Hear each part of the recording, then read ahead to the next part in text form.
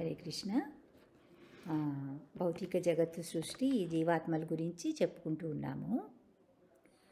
అహం తత్వాద్ వికుర్వాణాత్ మనః వైకారికాదభూత్ వైకారికాశ్చయే దేవ అర్థాభివ్యంజనం యతః.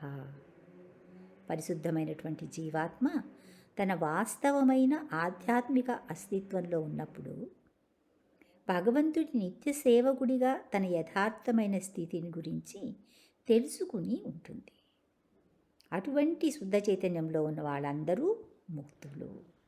అయితే తిరుగుబాటి ధోరణిలో భగవంతుడి ఆధిపత్యాన్ని అంగీకరించనటువంటి జీవులు భౌతిక శక్తి ప్రభావంలోకి వెళ్ళిపోయి బద్ధస్థితికి లోను కావటము జరుగుతుంది.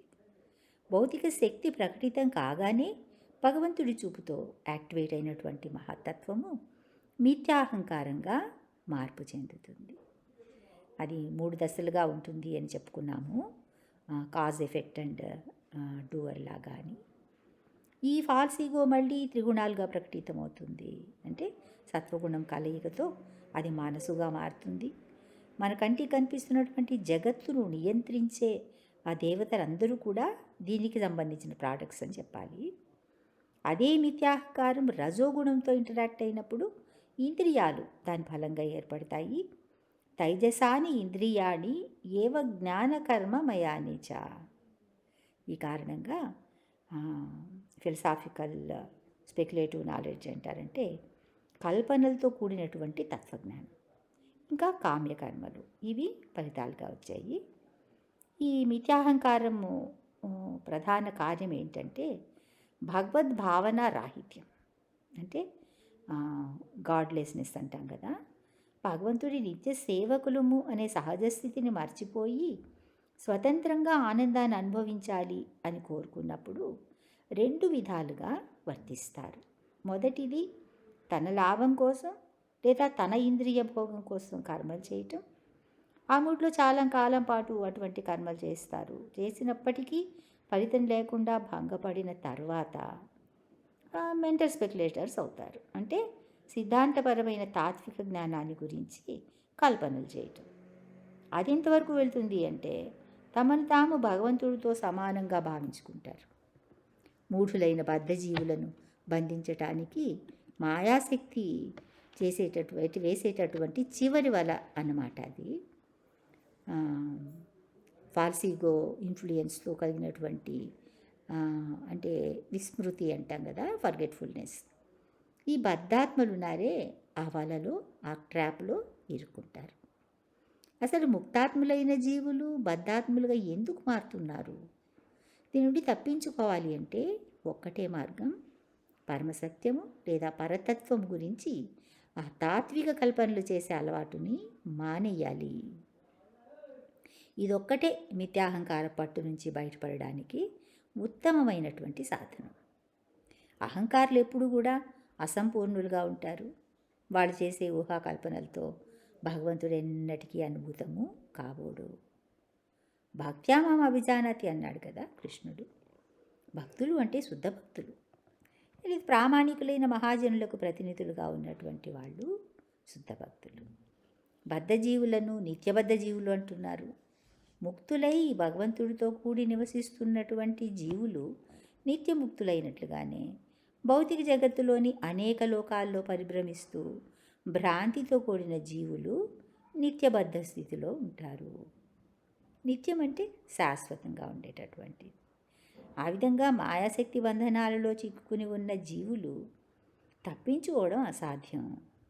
కృష్ణుడు స్వయంగా ఆ విషయాన్ని నొక్కి చెప్తూ ఉన్నాడు. దైవీహి ఏష గుణమాయి మమ మాయా దురత్యయ. ఉత్తమమైన ఆధ్యాత్మిక ప్రకృతితో పాటు న్యూనమైన భౌతిక ప్రకృతి కూడా భగవంతుడి నుంచి ఉద్భవించిందే. 2 శాశ్వతమైన శక్తులే. ఆయన ఆదేశం ప్రకారం 2 ప్రకృతులు కూడా తమ కార్యాన్ని ఖచ్చితంగా నిర్వహిస్తున్నాయి. మయాధ్యక్షైన ప్రకృతే సూయతే సచరాచరం. ఇదేది న్యూనమైనటువంటి ఇన్ఫీరియర్ ఎనర్జీ అయినప్పటికీ కూడా భౌతిక శక్తి ఇక్కడ దివ్యమైన ప్రకృతిగా వర్ణించబడింది. ఎందుకు? భగవత్ సంకల్పం చేత నడిపించబడుతూ ఉండటం. మాయాశక్తికి ప్రభు అయినటువంటి విష్ణువుని ఆశ్రయించిన వాళ్ళు మాత్రమే దాటడానికి మిగిలిన వాడు ఎవరు దాన్ని సఖ్యం కాదన్నమాట. ఆ మాటను, ఆ మాయను దాటడము కేవలం భగవంతుని ఆశ్రయించినటువంటి వాళ్ళకు మాత్రమే అది సాధ్యమవుతుంది. ఈ మిథ్యాహంకారము అనేది రజోగుణంతో ఇంటరాక్ట్ అయినప్పుడు ఫలితంగా ఇంద్రియాలు ఏర్పడ్డాయి అని ఇందాక చెప్పుకున్నాము. నిజం చెప్పాలి అంటే ఈ ఫాల్స్ ఈగో ఉందే, దీన్ని ఎప్పుడు ఇగ్నరెన్స్గానే ఉంటుంది. ఇది జీవులు కృష్ణుడి ఉనికిని ఎప్పుడైతే లక్ష్య పెట్టకుండా స్వతంత్రంగా జీవించాలి అని ఆలోచించారో వెంటనే వాళ్ళు అజ్ఞానంలో కవర్ చేయబడ్డారు. అటువంటి జీవాత్మల కోసమని భగవంతుడు అనంతమైన ఆధ్యాత్మిక ఆకాశంలో ఒక మూల, ఒక చిన్న మేఘం లాంటి భౌతిక జగత్తుని సృష్టించాడు. అవివేకులైన జీవుల అజ్ఞానమే వాళ్ళ పతనానికి కారణమైంది. పతనం అంటే ఏంటి? భగవంతుడిని గుర్తించలేకపోవటం, లేదు మర్చిపోవటం. ఈ సందర్భంలో కృష్ణుడి ఆధ్యాత్మిక భౌతిక శక్తులు రెండూ పనిచేస్తాయి. మూఢుల కళ్ళని మాయాతెరతో కప్పేసి మహామాయ కృష్ణుని చూడనీయకుండా చేస్తుంది. యోగమాయ కూడా ఒక తెరని కృష్ణుడిపై వేసి మూఢుల దృష్టికి ఆయనను కనిపించనీయకుండా చేస్తుంది. మాయాజవనికాచ్ఛన్నం అజ్ఞాధోక్షజమవ్యయం నలక్ష్యసే మూఢదృశ నటు నాట్యధరోయత అని కుంతీదేవి ప్రార్థనల్లో ఆమె కృష్ణుడిని స్తుతించడం జరిగింది. దేవాదిదేవుడైన శ్రీకృష్ణుడికి అధోక్షజుడు అనే పేరుంది. అంటే భౌతికమైన ఇంద్రియాలతో ఆయన గ్రహించడానికి సాధ్యం కాదు. పరిమితమైన ఇంద్రియాలతో అపరిమితమైన భగవంతుడిని ఎలా గుర్తిస్తారు? మనం ఇక్కడ భగవంతుడిని ఇగ్నోర్ చేయటం వలన ఇగ్నరెన్స్లో పడ్డాము అని చెప్పుకున్నాము. సాంస్క్రిట్లో అజ్ఞ అంటే కళ్ళకు కనిపించకుండా అవ్వడం, ఈ అర్థం ఉంది. అజ్ఞాతవాసం అంటాం కదా, అంటే ఎవరి చేత గుర్తించబడకుండా ఉండడం.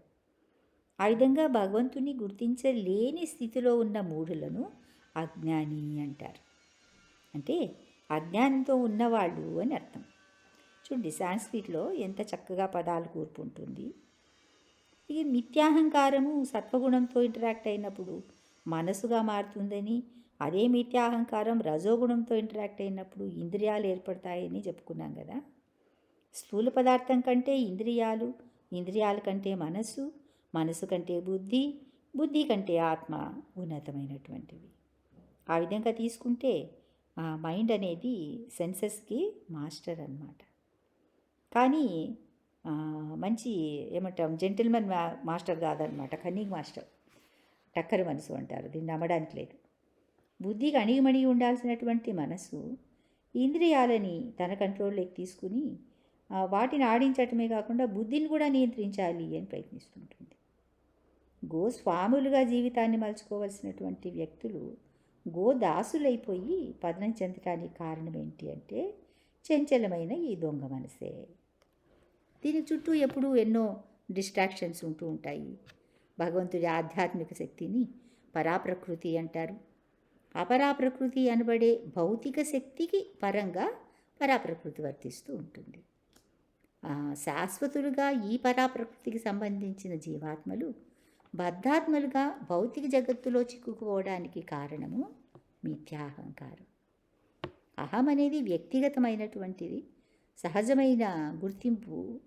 అలా కాకుండా భగవంతుడు దయతో ఇచ్చిన కొద్దిపాటి స్వేచ్ఛని దుర్వినియోగం చేసుకుని ఇలా ఫాల్స్ ఐడెంటిఫికేషన్స్ని మనము సృష్టించుకుంటూ ఉంటాం. ఫాల్స్ ఈగో అంటేనే ఫాల్స్ ఐడెంటిఫికేషన్ అన్నమాట. ఐడెంటిటీ, తాము కాని దానిని తాముగా ఫీల్ అవ్వటమే భ్రాంతి అంటే. దీన్ని నిత్యబద్ధ స్థితి అంటారు. భూమిరపోనలో వాయు ఖమ్మనో బుద్ధిరేవచ అహంకార ఇతీయం మే భిన్నా ప్రకృతి రష్టద. భిన్నా ప్రకృతి రష్టద అంటున్నాడు కృష్ణుడు. అష్టద అంటే 8 విధాలు.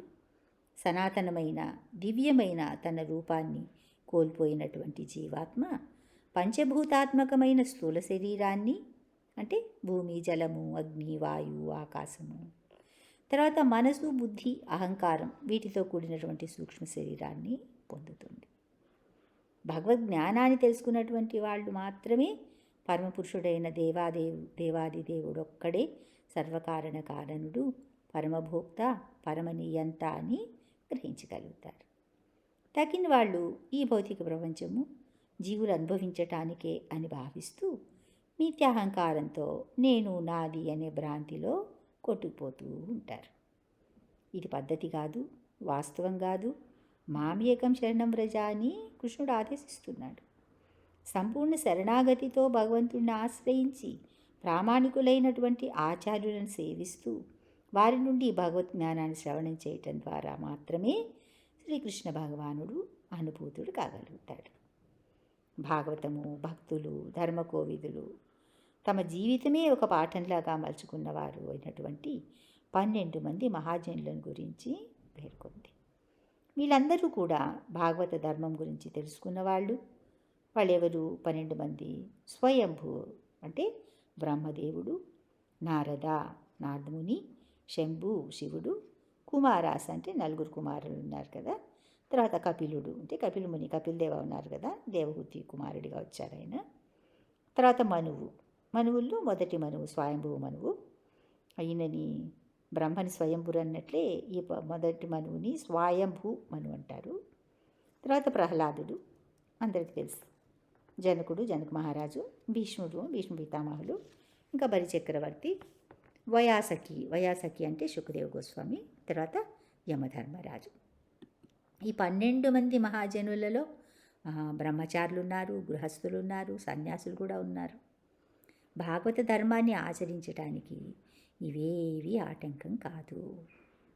భగవంతుడి చరణకమల సేవలో నిరంతరం నియుక్తులై ఉంటే చాలు. అటువంటి మహాజనులకు ప్రతినిధులుగా వ్యవహరించేటటువంటి వ్యక్తులు స్వయంగా భక్తులు కావడంతో పాటు ప్రామాణికులుగా ఉంటారు. అటువంటి ప్రామాణికులైన ఆచార్యులు పరంపరానుగతంగా వస్తారు. ఆదిదేవుడైన శ్రీకృష్ణుడి నుండి 4 సంప్రదాయాలు వెలుపులేకొచ్చాయి. ఇది చెప్పుకున్నాం ఆల్రెడీ. బ్రహ్మ సంప్రదాయము, రుద్ర సంప్రదాయము, శ్రీ సంప్రదాయము, దీన్నే లక్ష్మీ సంప్రదాయం అంటారు, కుమార సంప్రదాయము. ఇవి వైష్ణవ సంప్రదాయాలుగా ఉన్నాయి. ఈ బ్రహ్మ సంప్రదాయం అనేది బ్రహ్మదేవుడితో మొదలైంది. మధ్వాచార్యుడిని దీనికి ప్రామినెంట్ ఆచార్యుడిగా అంటే ప్రముఖులైనటువంటి ఆచార్యులుగా చెప్తారు. శ్రీ సంప్రదాయము శ్రీమతి లక్ష్మీదేవి నుండి మొదలైంది. శ్రీ రామానుజాచార్యుల వారిని ప్రామినెంట్ ఆచార్యగా చెప్తారు. ఇంకా రుద్ర సంప్రదాయం శివుడితో ప్రారంభమైంది. విష్ణుస్వామి ప్రముఖమైన ఆచార్యులు. కుమార సంప్రదాయం సనకుడు, సనాతనుడు, సనందనుడు, సనత్కుమారుడు, ఈ 4 కుమారులతో ప్రారంభమైంది. నింబారక స్వామి ప్రముఖులైనటువంటి ఆచార్యులు. ప్రముఖ ఆచార్యులు అని ఎందుకు మెన్షన్ చేస్తున్నారంటే వాళ్ళ హయాంలో ఆయా సంప్రదాయాన్ని విస్తారంగా ప్రచారం చేయటం జరిగింది. మనం అనుసరిస్తున్నది బ్రహ్మ సంప్రదాయం. ఈ పరంపరలో వచ్చిన 32వ ఆచార్యులు శ్రీల భక్తి వేదాంత స్వామి ప్రభుపాదుల వారు. ప్రపంచంలో ఎన్నో ఆధ్యాత్మిక సంస్థలు, వాటి సంస్థాపకులు, ఆచార్యులు, వాళ్ళకు లక్షలాది మంది ఫాలోవర్స్ ఉంటున్నారు. వాటన్నిటినీ యథార్థమైనటువంటి స్పిరిచువల్ ఆర్గనైజేషన్స్ అని చెప్పలేము. అంటే జెనైనా కాదా చెప్పలేమన్నమాట. అథెంటికా అది కూడా చెప్పలేము. మన భాగ్యవశాన చాలా విశ్వసనీయమైనటువంటి ప్రామాణికత కలిగినటువంటి ఇస్కాన్ సంస్థతో పరిచయం కలిగింది. దాని సంస్థాపకులైనటువంటి భక్తి వేదాంత స్వామి ప్రభుపాదుల వారి దయతో ఈ మార్గానికి రావటము సంభవించింది. ఇప్పుడు మనం చేరవలసిన గమ్యం గురించి తెలిసింది. ఏ దారిలో వెళితే ఆ గమ్యాన్ని చేరగలమో కూడా తెలిసింది. ఢిల్లీకి వెళ్ళాలి అంటే అక్కడికి వెళ్ళే ట్రైన్లోనో ఫ్లైట్లోనో ఎక్కాలి. ముంబై వెళ్ళే ట్రైన్లో కూర్చుని ఢిల్లీ చేరాలి అంటే చేరలేరు ఎప్పటికీ. సో ఈ ప్రయాణంలో మనం మొదటి అడుగు వేశాము. ఈ జర్నీని అంటే ఈ ప్రయాణాన్ని ఆపకుండా కొనసాగిస్తే ఎంత నెమ్మదిగా వెళ్ళినా గమ్యం చేరటం గ్యారెంటీ. ఎందుకంటే నడుస్తున్నది మనం కాదు, నడిచే ప్రయత్నం మాత్రమే మనది నడిపిస్తున్నది ప్రభుపాదుల వారు. ఈ విశ్వాసాన్ని పోగొట్టుకోకూడదు. ముఖ్యంగా ఈ అంటే డిటర్మినేషను, ఫెయిత్ అనేది తప్పకుండా ఉండాలన్నమాట. ఈ అవకాశం దొరికి కూడా దీన్ని చేజార్చుకుంటే ఇంకా అంతకంటే దౌర్భాగ్యము ఉండదు. అటువంటి పరిస్థితి రాకుండా అందరూ కూడా విజ్ఞతతో, విచక్షతతో నడుచుకుని ప్రభుపాదుల వారిని అనుసరిస్తూ ఉంటే తప్పనిసరిగా ఆయన మనల్ని కృష్ణుడి దగ్గర చేరుస్తారు. హరే కృష్ణ.